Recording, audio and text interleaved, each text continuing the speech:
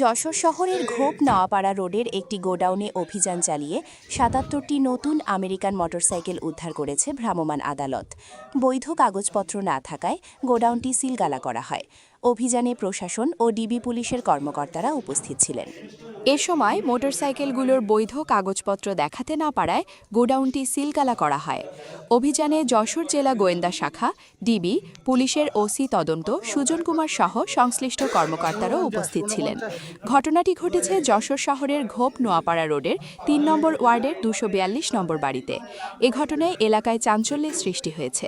সূত্র জানায়, কয়েকদিন আগে একই গোডাউনে ভ্রাম্যমাণ আদালত অভিযান চালিয়েছিল। সে সময় ৩ দিনের সময় নেওয়া হয়।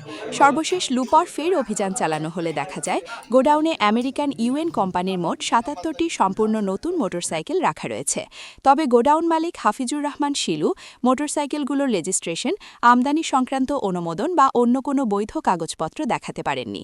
এদিকে মোটরসাইকেলগুলোর মালিক হিসেবে পরিচিত আবু সাইদ সাবু অসুস্থতার কথা বলে ঘটনাস্থলে আসেননি। পরে তিনি ১০ দিনের সময় প্রার্থনা করেন।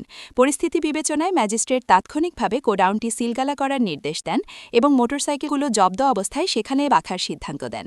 একই সঙ্গে জানিয়ে দেওয়া হয়, নির্ধারিত সময়ের মধ্যে বৈধ কাগজপত্র দাখিল করতে ব্যর্থ হলে উদ্ধারকৃত মোটরসাইকেলগুলো সরকারের হেফাজতে নেওয়া হবে।